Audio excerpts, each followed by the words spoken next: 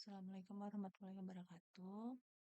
Untuk pembelajaran AJP, Jurnal Penyesuaian kita Sakti Bandung. Di sini langsung saja kita ke transaksi yang pertama dari jurnal penyesuaian telah diterima rekening koran dari bank rekening tanggal 31 Desember, interest revenue-nya dan juga masterpiece. Langsung saja untuk menghemat waktu, di sini kita memerlukan nama akun cash in bank, interest revenue di sisi kredit, bank service charge di sisi debit. Langsung saja kita lihat ya. Nah, untuk yang pertama ini cash in bank ini mendapatkan 2.820.500 ini pengurangan selisih antara interest revenue dikurang 1 juta dikurang bank charge 1.411.000, maka dihasilkan cash in bank 2.820.500 rupiah. Terus untuk yang kedua di sini untuk uh, beban penyesuaian untuk perlengkapan. Nah, penyesuaian untuk perlengkapan ini nilai sisanya adalah 2 juta rupiah. Sedangkan nilai awalnya untuk supplies itu sendiri adalah 7.500.000. Jadi kita cari untuk nilai bebannya. 7.500.000 dikurang dengan nilai sisa yaitu 2 juta rupiah, maka nilai bebannya adalah 5.500.000 rupiah dengan nama akun surplus expense 5.500.000, OP surplus 5.500.000 rupiah. Karena di dalam transaksi yang kedua ini untuk jurang penyesuaian ada dua transaksi ya di dalam sini. Cadangan kerugian piutang, dagang 3% dari piutang. Jadi 3% dari nilai piutang. Nilai piutangnya 444.970. Hasilnya nanti kita kurangkan dengan allowance for double debt. Misalnya di sini 444.970.000 untuk piutang. Kita kalikan 3%. 3% ya dikali nilai piutang itu sendiri. Senilai 13 juta. Jadi hasil dari presentasi tadi dikurangkan dengan nilai allowance. Ini nilai allowance. Nilai allowance-nya adalah 9.443.500. Jadi di sini sebelum mendapatkan ini hasil pengali persentase 3% dikali piutang tadi dikurangkan dengan 9.443.500 ya. 9.443.500 ya. 500. Nah, maka menghasilkan 3.905.600. Kita menggunakan cara penghitungan karena di dalam penghitungan cadangan kerugian piutang ada dua, ada dengan mengurangkan saldo kredit seperti yang tadi kita kalikan dulu nilai piutang, ada dengan cara menambahkan dan juga ada cara mengurangkan. Jadi kita ambil cara yang pertama yaitu kita presentasikan kerugiannya tadi kan 3% dikali 440 sekian, maka menghasilkan ini ya, nilainya 13. Demikian lalu dikurangkan dengan allowance yang nilainya tadi 9.443.500 rupiah. Nah, kalau di sini kan cadangan kerugian piutangnya 15.000, jadi langsung dikurangkan. Cara yang kedua juga bisa kita tidak mengotak-atik cadangan kerugian piutang, jadi langsung dikalikan saldo piutang. Jadi kita untuk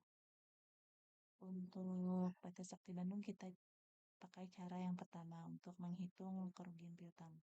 Terus selanjutnya lagi langkah yang ketiga atau penyusun yang ketiga, Di sini penyusun ketiga adalah tentang depresiasi, depreciation ya, atau penyusutan. Nah, untuk penyusutan ini kita dapat melihat tabel informasi tentang aktif tetap katanya ya. Kita lanjutkan untuk mencari lampiran tersebut ada di halaman akhir.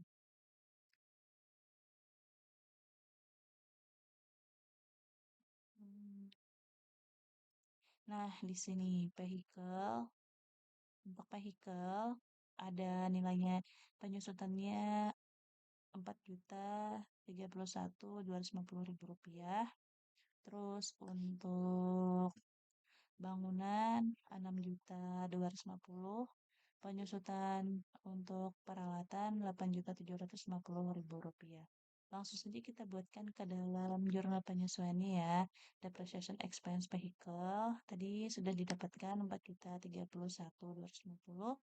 Akumulasi vehicle nih pasangannya ya. Terus untuk lampu welding 6.350, ini pasangannya untuk akumulasinya. Depreciation untuk equipment yang ini 8.750.000 rupiah. Untuk pasangannya akumulasi depreciation office equipment sisi kreditnya. Terus keempat, yang keempat ini ada tentang wages and salaries expense. Jadi di dalam wages and salaries expense ini kita lihat untuk soalnya ya. Nah, untuk soalnya ini, gaji karyawan bulan Desember dibayarkan tanggal 2 Januari sebesar 20 juta rupiah dipotong PPh karyawan 2.500.000. Jadi kita ini sebenarnya sudah harus membayarkan di bulan Desember, tetapi kita akui atau kita bayarkan di kemudian hari di bulan depan yaitu Januari 2018. Jadi bagi kita ini adalah utang. Begitu pula dengan biaya listrik, telepon, dan air. Nanti di dalam 20 juta ini dipotong PPh karyawan 2.500.000 ya. Nah, seperti ini. Wages and salaries expense-nya tetap 20 juta. Pasangannya tadi yang ini ya, wages and salaries payable 17.500.000 ini didapatkan dari adanya potongan ya. Ini potongan PPh karyawan. Jadi potongan PPh karyawan itu eh, dalam akun income tax payable 2.500.000, nilai yang 20 juta dikurang 2.500.000 maka dimasukkan ke dalam wages and salaries payable senilai 17.500.000 rupiah. Terus untuk electricity, water, telepon expense yang seharusnya dibayarkan di bulan Desember juga nantinya akan dibayar di bulan Januari di tahun depan. Jadi masuk di dalam utang. Ini pasangannya ya untuk kreditnya. Terus yang ke berapa nih ya? Yang ke 5 ya. Nah, ini tentang pembagian dividen. Dividennya 50 juta di sisi debit. Terus untuk dividen payable-nya 45 juta karena 10% ini masuk di dalam income tax payable. Jadi dividen sisi debitnya dividen 50 juta. Terus untuk dividen payable-nya 45 juta dan juga income tax payable-nya 5 juta rupiah. Nah, seperti ini ya, dividen 50 juta, dividen payable-nya 45, income tax payable-nya 5 juta rupiah.